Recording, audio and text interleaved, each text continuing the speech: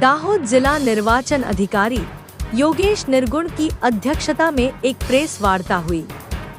इस प्रेस वार्ता में जिला निर्वाचन अधिकारी योगेश निर्गुण, जिला पुलिस अधीक्षक राजदीप सिंह झाला एवं सभी संबंधित अधिकारी उपस्थित रहे। उन्होंने कल होने वाले मत काउंटिंग के बारे में सभी पत्रकारों को बताया, जिसमें दाहोद जिले के सभी छोटे बड़े पत्रकार उपस्थित रहे।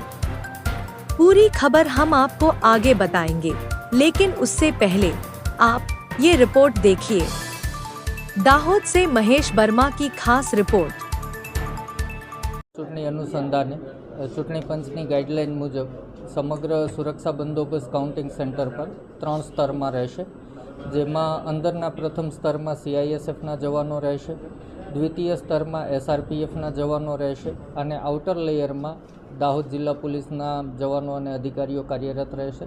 आ समग्र बंदोबस्त में 4 DYSP, 7 PI, 28 PSI, आश्रे 350 जेटला पुलिस कर्मीओ અને 41 જેટલા ટ્રાફિક બ્રિગેડના જવાનો રહેશે। આ ઉપરાંત બહારના ભાગે પાર્કિંગ વ્યવસ્થા, ક્રાઉડ મેનેજમેન્ટ, જો ઉમેદવાર જીતે અથવા હારેલા ઉમેદવારની સુરક્ષા બાબતે પણ અલગ અલગ ટીમો તૈનાત કરવામાં આવેલી છે।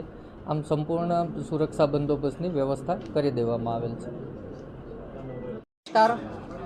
લોકસભાની जो ચૂંટણી છે એને મતગણતરી 4 જૂન 2024ના દિવસે સવારે 8 કલાકથી ગવર્મેન્ટ એન્જિનિયરિંગ કોલેજ દાહોદમાં શરૂ થવાની છે। એની જો બધી વ્યવસ્થાઓ છે એ વહીવટીતંત્ર દ્વારા પૂર્ણ કરી લેવામાં આવેલ છે। કાઉન્ટિંગ સ્ટાફ જો છે એને સારી રીતે ટ્રેન કરી દેવામાં આવેલ છે। એની સાથે સાથે જ 3 લેયર સિક્યુરિટી જો છે એની અરેન્જમેન્ટ પણ પોલીસ તંત્ર દ્વારા કરવામાં આવેલી છે।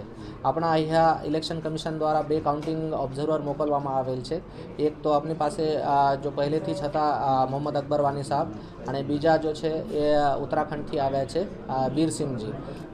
એ આપણા કાઉન્ટિંગ માટે 7 ACના 7 હોલ છે અને પોસ્ટલ બેલેટ માટે એક 8મો હોલ તૈયાર કરવામાં આવેલ છે। બધી જગ્યાઓ ઉપર સવારે 8 વાગ્યાથી કાઉન્ટિંગ શરૂ થઈ જશે। મીડિયાના મિત્રો વગેરે જો છે એમને સમયસર માહિતી મળે એની પણ વ્યવસ્થા કરવામાં આવેલ છે। મીડિયા રૂમ તૈયાર કરવામાં આવેલ છે।